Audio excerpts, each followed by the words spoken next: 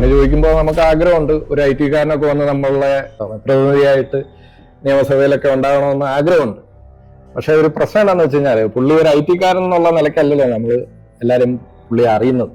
ഇപ്പം പഴയ കാലം തൊട്ട് നോക്കുവാണെങ്കിൽ ഇപ്പം നമ്മളിതൊക്കെ പറയുന്നതെന്ന് വെച്ച് കഴിഞ്ഞാൽ നമ്മൾ വാർത്തകളിൽ നിന്ന് അവിടുന്ന് ഇവിടുന്ന് ഒക്കെ കിട്ടുന്ന വാർത്തകളിൽ നിന്നുള്ള കാര്യങ്ങളാണ് ഈ പറയുന്നത്. അത് 10-20 വർഷം മുമ്പാണ്, അതിന് മുമ്പാണ്. അവിടെ BPL എന്ന് പറയുന്ന കമ്പനിയിൽ പുള്ളി ഡയറക്ടറായി. അതായത് അവിടുത്തെ ആ ഒരു കുടുംബത്തിൽ ഈ പറയുന്ന മരുമോൻ എന്ന് പറയുന്ന ഒരു ടേം ഇവിടെ തന്നെയാണ് കറക്റ്റായിട്ട് യൂസ് ചെയ്യാൻ പറ്റുന്നത്.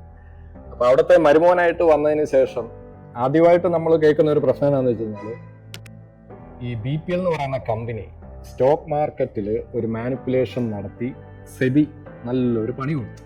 അവർക്ക് ഒരു 4 വർഷത്തെ ബാനും പിന്നെ ഫൈനും ഒക്കെ അവർക്ക് അടിച്ചു കൊടുത്തായിരുന്നു.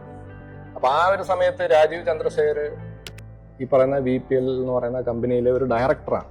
അപ്പോൾ അദ്ദേഹവും അദ്ദേഹത്തിൻ്റെ ഭാര്യാപിതാവും അളിയനും ഒക്കെയായിരുന്നു അതിൻ്റെ അകത്തെ പ്രതികൾ. അതായത് പറഞ്ഞു വരുമ്പോൾ, സ്റ്റോക്ക് മാർക്കറ്റിൽ മാനിപ്പുലേഷൻ നടത്തിയതിന് ആദ്യമേ തന്നെ പണി കിട്ടിത്തുടങ്ങിയതാണ് പുള്ളിയെക്കുറിച്ച് നമുക്കറിയാവുന്ന ഒരു തുടക്കം എന്ന് പറയുന്നത്. അങ്ങനെ നല്ല ബന്ധത്തിൽ പോയിരുന്ന അമ്മായിയപ്പനും മരുമകനും തമ്മിലൊരു കോൺഫ്ലിക്റ്റ് ഉണ്ടാവാൻ തുടങ്ങിയത് കൂടുതൽ ഷെയർ, അതായത് കമ്പനിയിലൊരു പ്രധാന സ്റ്റേക്ക് ഹോൾഡറായിട്ട് രാജീവ് ചന്ദ്രശേഖരൻ മാറിയതിനു ശേഷമാണ്. അതോടെ അവർ തമ്മിലുള്ള ഇന്റർണൽ കോൺഫ്ലിക്ട്സ് ഒത്തിരി വളർന്നു. അതിനുശേഷം അതിൻ്റെ ഒരു പീക്ക് എത്തിയപ്പോഴേക്കും ഈ ഷെയർ ഇവരുടെ തന്നെ BPL തന്നെ റൈവലായിട്ടുള്ള ഹച്ചിസൺ SR ഗ്രൂപ്പിന് കൊടുത്തു. അതോടെ അതിനുശേഷം ഇവർ തമ്മിലൊരു ലീഗൽ ബാറ്റിൽ ഉണ്ടായിരുന്നു. അത് ഒത്തിരി വർഷങ്ങളോളം തുടർന്നു പോയി. അന്ന് ഏതാണ്ട് ഒരു 4400 കോടിയോളം ലാഭം ഈ ഒരു ഡീലിലുണ്ടായി. ഇതിനുശേഷം രാജീവ് ചന്ദ്രശേഖരൻ തുടങ്ങിയ പല ബിസിനസ്സുകളുടെ ഒരു തുടക്കം, ക്യാപിറ്റൽ എന്ന് പറയുന്നത് ഈ ഒരു ഡീലിലായിരുന്നു. അങ്ങനെ BPL-ന്റെ തകർച്ചയായിരുന്നു രാജീവ് ചന്ദ്രശേഖരന്റെ വളർച്ചയുടെ തുടക്കം.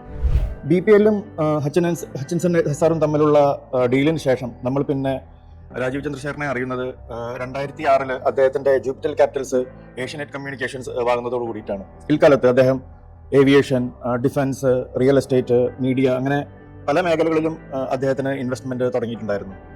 പിന്നീട് 2008 ഏഷ്യനെറ്റ് സ്റ്റാറുമായിട്ട് ഒരു ജോയിന്റ് വെഞ്ചർ, റൂബർട്ട് മർഡോക്കിന്റെ സ്റ്റാറുമായിട്ട് ഒരു ജോയിന്റ് വെഞ്ചറിൽ വന്നു. എങ്കിലും കേരളത്തിലുള്ള ഏഷ്യനെറ്റ് ന്യൂസും അതുപോലെ തന്നെ കർണാടകയിലുള്ള സ്വർണ്ണ ന്യൂസും രാജീവ് ചന്ദ്രശേഖരന്റെ കീഴിൽ തന്നെയായിരുന്നു. പിന്നീട് നമുക്കറിയാം 2014 BJP അധികാരത്തിൽ വന്നതിന് ശേഷം ഏഷ്യാനെറ്റ് ന്യൂസിന്റെ സ്വഭാവം എന്താണെന്ന് കേരളത്തിലുള്ള എല്ലാവർക്കും അറിയാം.